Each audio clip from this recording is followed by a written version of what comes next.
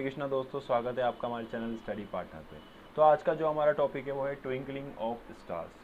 Twinkling of stars ये हमारा exam के अंदर ज़्यादातर क्वेश्चन आता ही आता है, और इसको समझने के लिए हमें एक चीज़ और समझनी रहेगी, एटमॉस्फेरिक रिएक्शन क्या है, क्योंकि एटमॉस्फेरिक रिएक्शन की वजह से ही ट्विंकलिंग ऑफ स्टार्स होता है। तो आइए देखते हैं हम क्या है, कैसे समझ सकते हैं हम ट्विंकलिंग ऑफ स्टार्स को। तो दोस्तों, ट्विंकलिंग ऑफ स्टार्स क्या होता है, इसको समझने से पहले आपको देखना पड़ेगा कि एटमॉस्फेरिक रिएक्शंस क्या होती हैं। एटमॉस्फेरिक रिएक्शन इसके नाम से पता चल रहा है, हमारे जो एटमॉस्फेयर के अंदर सराउंडिंग में जो रिएक्शंस हो रही हैं, किसकी वजह से, टेम्परेचर की वजह से और एयर की डेंसिटीज़ की वजह से। तो जैसे एक एग्जांपल अगर आप देखें कि अगर एक हॉट ऑब्जेक्ट मैं लूँगा, हॉट ऑब्जेक्ट अगर एक हम ले, तो ये क्या करेगा, एक अपना एक एटमॉस्फेयर क्रिएट कर लेगा इसके आसपास, करेगा कि नहीं करेगा, क्योंकि ये हॉट है तो आसपास की जो एयर होगी, सराउंडिंग एयर, उसको क्या करेगा, हीटअप करेगा। तब अगर किसी लाइट सोर्स से कोई लाइट आएगी, ये अगर लाइट आएगी यहाँ पर इसकी सरफेस पर, और अगर हमारे पास ये इसकी नॉर्मल हो जाती है, अगर ये हॉट एयर क्या हुआ, इसने हॉट ऑब्जेक्ट ने एयर को हॉट कर दिया। अब यहाँ याद रखना, अगर टेम्परेचर इंक्रीज होता है तो एयर डेंसिटी क्या हो जाती है, कम हो जाती है, और टेम्परेचर डिक्रीज होने पर एयर डेंसिटी क्या हो जाती है, इंक्रीज हो जाती है। तो ये क्या हो गया, हॉट ऑब्जेक्ट है, सराउंडिंग को हॉट कर दिया, यानी इसकी डेंसिटी क्या हो जाती है, इसकी डेंसिटी कम हो गई एज कम्पेयर टू बाहर की डेंसिटी D2। तो D1 क्या हो जाएगी, लेस देन D2। ठीक है, अब ये रेयर मीडियम हो गया, डेंसर मीडियम हो गया। तो जब डेंसर से रेयर में आएगी लाइट तो क्या होगी, अवे फ्रॉम द नॉर्मल क्या हो जाएगी, बैंड हो जाएगी। ठीक है, इसी तरह से हमारा ट्विंकलिंग ऑफ स्टार्स के अंदर दोस्तों एक चीज़ होती है, जैसे हमारा जो अर्थ है उसके आसपास भी एक एटमॉस्फेयर है, उसमें एटमॉस्फेरिक रिएक्शंस हो रही है। कैसे, जैसे जैसे हम अर्थ से दूर जाते जाते हैं, अर्थ के सराउंडिंग में कुछ लेयर्स होती हैं, वो आप आगे फर्दर पढ़ेंगे। अब जैसे जैसे अर्थ से हम दूर जाते जाएंगे तो लेयर जो हमारी अलग अलग लेयर्स हैं उनकी डेंसिटी वेरी करती जाएंगी। कैसे वेरी करेंगी, D1 D2 D3 D4 D5 तक एयर की जो डेंसिटी है वो क्या होती जाती है, कम होती जाती है जैसे जैसे हम दूर जाते जाते हैं अर्थ से। तो यहाँ पर जो D1 है वो थोड़ी ज़्यादा है, D2 थोड़ी उससे कम कम कम, ऐसे D5 क्या हो गई, बिल्कुल और भी कम। और यहाँ पर स्पेस आ गया, स्पेस में डेंसिटी बिल्कुल ही कम हो जाती है। अब स्टार क्या करता है, एक पॉइंट ऑब्जेक्ट की तरह काम करता है, जहाँ से जब लाइट हमारे पास आती है अर्थ की तरफ, तो ये जो लेयर्स हैं डिफरेंट डिफरेंट डेंसिटीज़ की, अब ये डिफरेंट डिफरेंट डेंसिटीज़ की लेयर्स डिफरेंट डिफरेंट मीडियम्स बन जाएंगी खुद ही आपस में। ये जैसे इसकी डेंसिटी इन सब लेयर से कम है तो ये रेयरर मीडियम होगी, सबसे रेयरेस्ट। ये उससे थोड़ा सा हैवी, जो ये वाला मीडियम जो हो गया, ये थोड़ा क्या हो गया, डेंसर, ये थोड़ा और डेंसर डेंसर डेंसर, ऐसे हो गया। अब जैसे जैसे लाइट रेयरर मीडियम से डेंसर मीडियम की तरफ चलती है, वह क्या होता है, लाइट हमेशा बैंड करती है टूवर्ड्स दी नॉर्मल। तो यहाँ पर देखो वही हो रहा है, ये लाइट रे आ रही है हमारी, ये लाइट रे क्या कर रही है, ये नॉर्मल है, नॉर्मल से थोड़ी सी, नॉर्मल से क्या हुआ, टूवर्ड्स द नॉर्मल बैंड हो गई, क्योंकि ये डेंसर मीडियम है।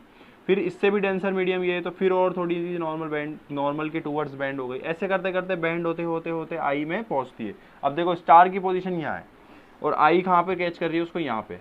तो इस वजह से क्या होता है, हमारा जो एक्चुअल पोजीशन होती है स्टार की, वो ये ना होकर अपेरेंट पोजीशन क्रिएट हो जाती है आई के बिल्कुल एग्जैक्ट। अगर हम सामने देखेंगे तो यहाँ पे ये अपेरेंट पोजीशन हो जाएगी स्टार की।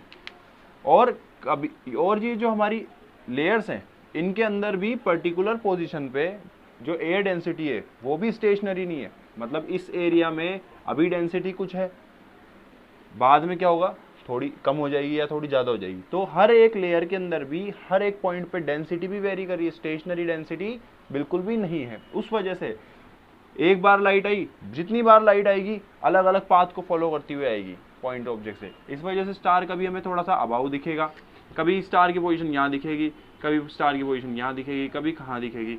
तो ऐसे करते करते स्टार की जो पोजीशन है वो रेगुलरली क्या होती है, चलती है, फ्लक्चुएट होती है। तो कभी हमारी आई तक लाइट कम पहुँचती है, कभी हमारे पास ज़्यादा पहुँचती है।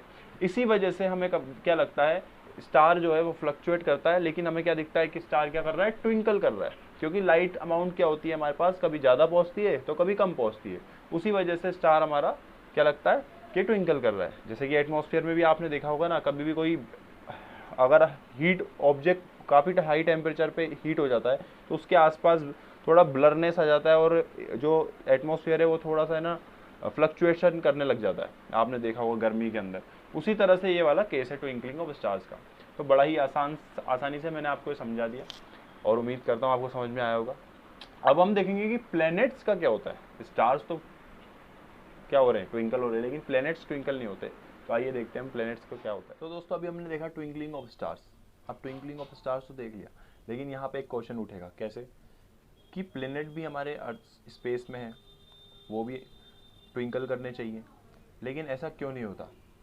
क्यों? क्योंकि प्लैनेट्स और अर्थ इनके बीच का जो डिस्टेंस होता है वो बहुत ही कम होता है as compare to stars and earth. इस वजह से इनकी सरफेस बहुत ज़्यादा बड़ी, ये एक बड़े ऑब्जेक्ट की तरह बिहेव करते हैं, लार्ज ऑब्जेक्ट की तरह, और काफ़ी सारे हम कंसीडर कर सकते हैं पॉइंट सोर्स इस प्लेनेट पे। एक प्लेनेट पे बहुत सारे पॉइंट्स ऑफ सोर्स मिल गए हमें लाइट के, तो बहुत सारे सोर्स से लाइट आती है। देखो ऐसे बहुत सारे सोर्स से लाइट आती है, ठीक है। जब ये अर्थ सरफेस पे आती है, ऑब्वियसली इनकी लाइट का रेस का रिफ्रैक्शन तो होगा ही होगा। लाइट रेस का अलग अलग रिफ्रैक्शन होता हुआ चलेगा ये अर्थ सरफेस तक, पूरा अलग अलग पॉइंट पे अलग अलग सबका रिफ्रैक्शन होगा एंड तक। लेकिन इसकी वजह से क्या होगा, कभी ये पॉइंट, इस पॉइंट का जो पॉइंट लाइट हमारी रे एमिट कर रहा है, इस पॉइंट की लाइट रे कभी क्या होगी, ज़्यादा डेविएट हो जाएगी, इस पॉइंट की कम हो जाएगी, कभी इस पॉइंट की ज़्यादा हो जाएगी, कभी इस पॉइंट की कम हो जाएगी। ऐसे जो रैंडम इफेक्ट चलता रहेगा, ये कभी किसी पर्टिकुलर जिस पॉइंट की कभी ज़्यादा डेविएशन हुआ उसका अगली बार कम हो जाएगा। तो ये क्या होगा, एक एवरेज अगर हम लाइट इंटेंसिटी प्रोवाइड करते हैं हमारी आई को, अर्थ पे जो है वो अप्रोक्सीमेटली इक्वल ही अमाउंट में आएगी हर बार। एवरेज जो आएगा उसका इंटेंसिटी का, लाइट इंटेंसिटी का हमारी आईज तक, वो अप्रोक्सीमेटली बिल्कुल इक्वल अमाउंट में आएगा, और ये जो इफेक्ट होगा ये नलीफाई हो जाएगा उस केस में। इसीलिए प्लैनेट्स कभी भी हमें ट्विंकल करते हुए नहीं दिखेंगे। तो यही रीज़न है यहाँ पर ट्विंकलिंग ऑफ स्टार्स का, और प्लैनेट्स क्यों ट्विंकल नहीं करते हैं उसका। तो आपको ये वीडियो पसंद आई होगी दोस्तों। अगर पसंद आई तो ज़रूर इसको लाइक कीजिए, शेयर कीजिए अपने दोस्तों के साथ, और सब्सक्राइब करना मत भूलना हमारे चैनल स्टडी पार्टनर को। हरे कृष्णा।